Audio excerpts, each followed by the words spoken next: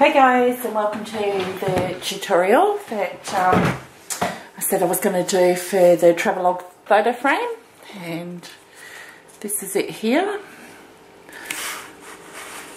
Okay, I'm just going to do a basic tutorial on it and just the construction of it.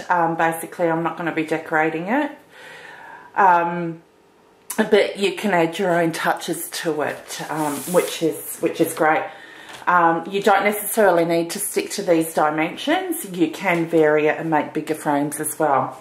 Okay, now the things that you'll need is some double-sided foam tape. Okay, you'll need your chipboard, just your front and back of the photo frame, and of course the bottom of your photo frame as well. Okay, so mine is 6 by 6 and this is measured at 2 by 6. You will need some acetate,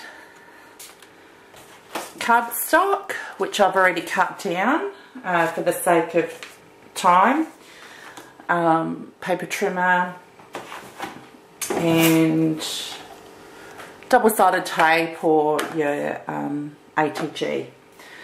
Okay, so the first thing we're going to do is we will put together the actual, well, the frame itself. So what I'm going to do, I've cut this out to the size that I need it, and hopefully I don't go off camera. Sorry guys, it's a dark day again. We're just having this horrible weather. Okay, so what I'm going to do is I'm going to join these two pieces up together. Okay, like this. Right. Now, what I've done on my one is I've put the seam on the bottom because you're not going to see the seam. Actually, I'll turn it around this way because that can be on the inside. And just put your tape, either your score tape or your ATG tape in there.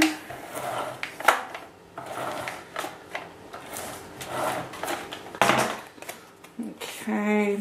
I should have used black chipboard. You can cover the inside of it as well. I've just left mine white. Okay, so what I've actually done is put mine on the actual join lines here. I'll just take that bit of tape off. Okay, then I'll add the other two pieces.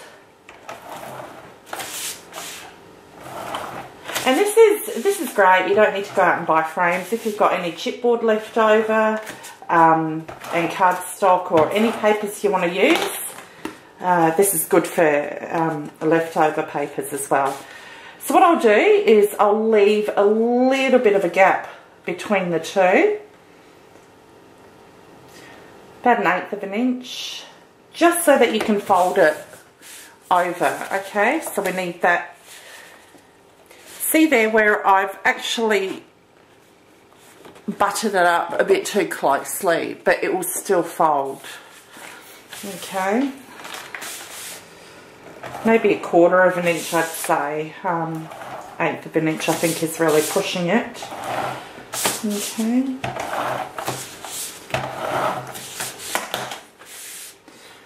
alright. There we go. Okay, so I've stuck that down. And it really doesn't matter if it's misaligned or whatever. That's the fun part about this project. Get your scissors and just cut on the corners. Not too close, but I'll take a bit more off there, I reckon, because it won't fold. And it just gives you a nice fold line.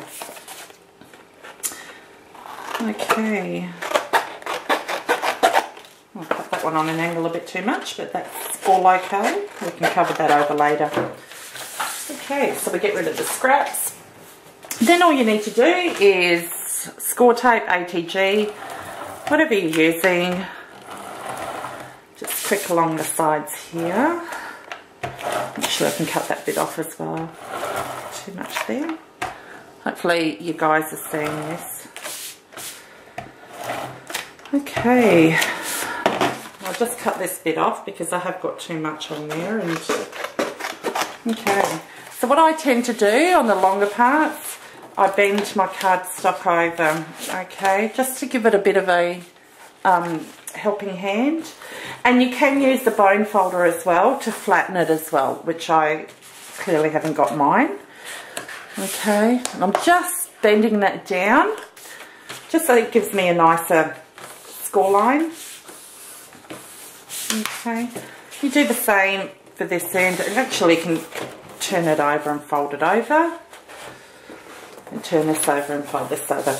Now what I usually do is I get my scoring tool and I just burnish along the top of it. That gives you a nice crisp edge. So I do that on all 4 sides. Okay, now what you are going to do, you've got, looks like a album cover. Okay, so what you're going to do, before you actually glue anything down, you can put cardstock here to cover the inside if you wish. I'm just going to leave mine plain for the time being. Okay, so it kind of makes it easier now if you put on your acetate first before you actually seal this up, or you can seal it up and eyeball everything. So what I'm going to do is I will use my foam tape. Okay, now I only want it around 3 sides. Now you can cut this in half if you want it thinner. Mine's a pretty thick one. This is a 1/2 inch wide. I'm not sure if you can get it in 1/4 inch, but we'll work on this. Okay. Oh. Line it up. Now the good thing about it is that you'll be able to cover this up and put your own frame and details like I've done here. So you really don't know that it's double-sided foam tape. Okay, and that's the beauty of this as well. Right, okay, we will do this one. So easy to make, guys, and these are great for gifts as well. You know, Christmas, birthday, Easter's coming up too. If you don't give out chocolate eggs, this is a great gift idea as well. Okay.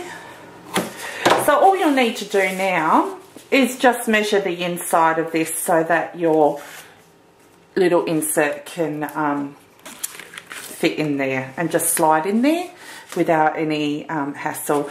And you will find that with the foam tape, it generally doesn't stick to the sides of it, so which is really good. Okay, so we'll take, I wish I'd bought my little pin starter. Okay, peel the tape off. And this is quite tacky, the foam tape. If you want to add extra adhesive, just put it over the top of the foam tape to hold it down, but I find this is pretty tacky enough. And that's by Express It, the one that I've got. Okay. Yep. Oh dear. Okay. Right. Then I'll just get my acetate sheet here, and I will place it on top. Now once again, it doesn't matter if it's not aligned, like I've cut it a bit too short, that's fine. As long as it sticks onto the double-sided tape, that's fine. And then you will have this effect, okay? Now, I've just made, my other one was a bit smaller. So this is how it will work. You'll have your photo mat and you'll be able to slide it into your little pocket there. So the next thing you'll do, once again, you can use a red sticky strip for this. I use my ATG because the tape that I've got in is really strong. Just a couple of lines on there and you glue it together. But before you do that, if you feel comfortable, if you like, you can decorate it before you actually glue the top of it together.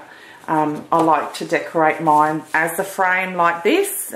For me, it's easier to work with. Then I can keep on looking at it and placing my little die cuts or whatever I'm going to put on there, like your fabric and stuff on there. So this is just the basics, guys, and I hope you enjoy, and give it a go. It's worthwhile because you've got the seam down the bottom. You won't see it, it'll be standing up. So another great alternative to a photo frame. Okay, thanks for watching, guys. Any questions, please don't hesitate to ask, and I'll see you soon with a new project.